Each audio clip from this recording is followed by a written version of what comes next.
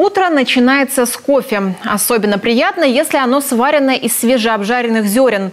В столице Коми есть обжарочный цех, в котором зеленые зерна со всего мира приобретают привычный нам вид.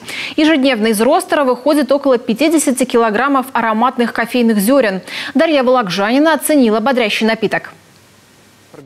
Яркий и бодрящий, нежный и дерзкий, мягкий и вдохновляющий. Для каждого он свой. Этот напиток готовит не одно столетие – кофе. Для настоящего кофемана вряд ли может что-то сравниться с запахом бодрящего утреннего напитка. Особенно если зерна свежей обжарки. Это обжарочный цех одной из сети кофеин республики. Здесь зеленое зерно из Бразилии, Эфиопии, Кении, Сальвадора, Колумбии и других стран превращается в привычное нам шоколадное и ароматное. Мы находимся в зоне приемки и складирования кофе, который приезжает из различных регионов, ферм, плантаций и так далее. Через эти ворота он заходит к нам и складируется на таких палетах, на стеллажах, как, например, в таких мешках. Вот очень классный мешок, к примеру, прибыл к нам из Таиланда, из королевства Таиланд.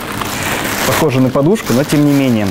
Кофе внутри дополнительно упаковывается в пластиковые пакеты для того, чтобы обеспечивать сохранность при транспортировке, для того, чтобы иметь контролируемый уровень влажности, чтобы зерно не старело, не высыхало и так далее, попадало дальше на обжарку в прекрасном качестве.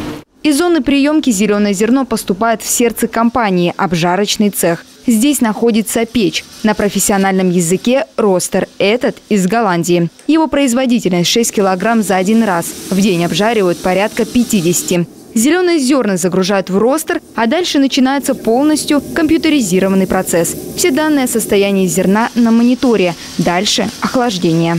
То есть внутри установлена в машине, скажем так, воздушная ракушка, которая с вентилятором, которая засасывает комнатный воздух, прогоняет сквозь зерна, пропуская через машину, выпускает на улицу. И таким образом зерна охлаждаются.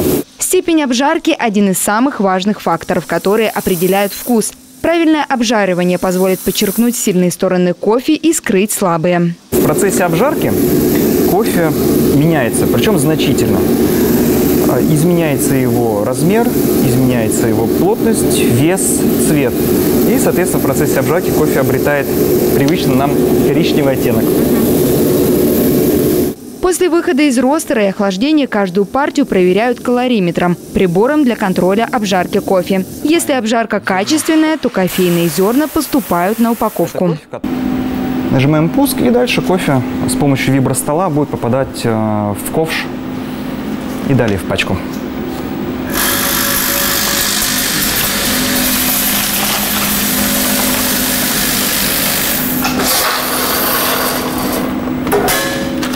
Наша пачка готова.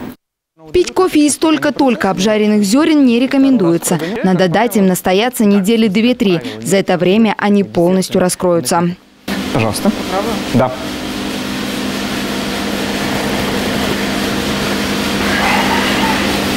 В данном случае мы пьем Бразилию, поэтому прекрасно чувствуются нотки шоколада, темного изюма.